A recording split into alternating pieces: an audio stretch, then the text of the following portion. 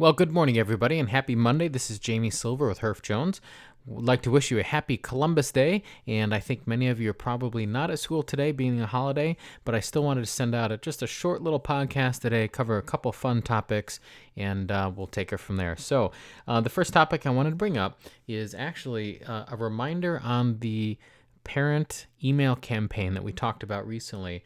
And the one piece I forgot to show in the podcast last time. So this is that email campaign that we send out. So it's 16 free, personalized, timely emails that go out to parents who have not purchased a book yet for your school. And each month they go out as people make purchases. Hopefully it drives them to make the purchase. As they do, they're taken off that list, and this email only goes out to those non-buyers. So the idea is to make it easy for parents to purchase your book. There's a direct link. Actually, let me scroll down here so you can see an example of an email be customized for your school, right? And there's a button now that says order now, and that takes them directly to our website and specifically directly for your school. That way you don't need to communicate any other steps to take. They don't have to type in a school number, ID number. If they get this email, they just click the button and they buy the book. It's very simple, and the idea is to make it convenient for those buying the book. So that's an example. The piece I didn't show yet was to give you an idea. The whole series is laid out for the entire year.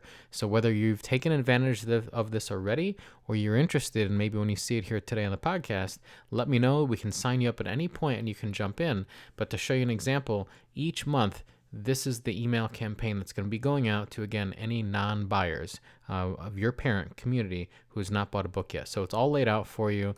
There is nothing else you need to do. You just tell me how you want to customize it, when you like to start, and then we take it from there and we send them out and we cut that list down every month, taking people off who have purchased a book. So it's a great option. It's new this year. There are no costs involved. This is something we're doing for you. So if you're interested in the parent engagement series, please let me know. Be more than happy to set it up for you. Last topic, just real quick, I want to show you on Y Online eDesign is the cover. So many of you, I've talked with you at school over the phone regarding your cover for the yearbook. As you probably know, you can pick from one of our studio design covers. So we had an artist create a bunch of covers that you can pick from, or you can design your own. Now, if you design your own, it's often a fun thing to do with students. Maybe run a student contest. By the way, if you do that, and if you'd like me to send you some art boards, it's the proper size art board showing you where the cover gets cut. I can send those to you. It's basically like a poster board from us that shows the right sizing, and then you can have students actually draw it or create it right on there. You have a contest and you pick one, and then we can either scan that for you. You can scan it. So that's an option.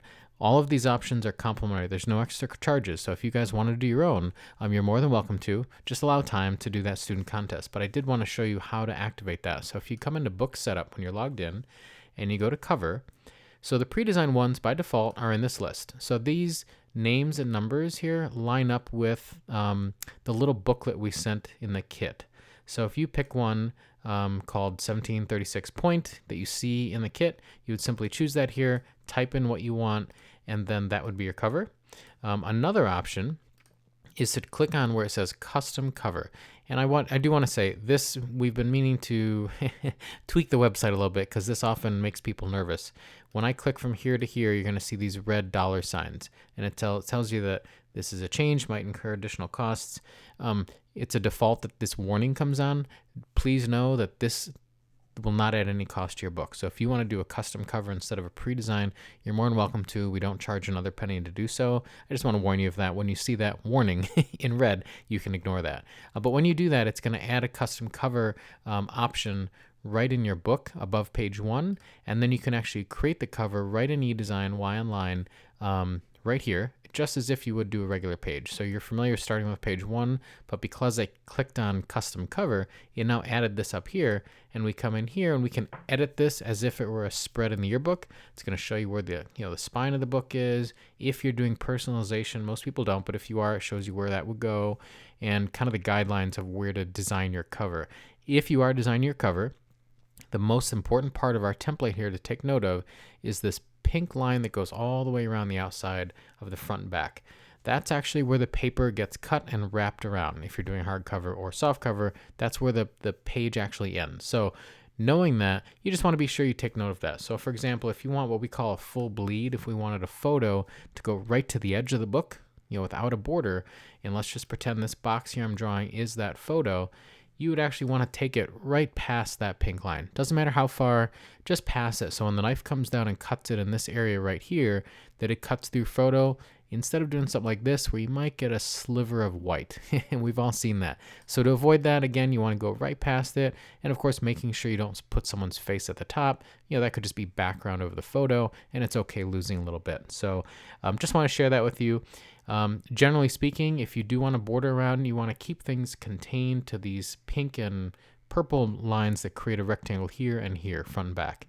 So you can design the front and back independently, the same. Again, if you have any questions about designing your own cover or selecting one of ours, please let me know. Other than that, again, short and sweet podcast today. Hope you have a great week, and we'll talk to you soon. Thank you.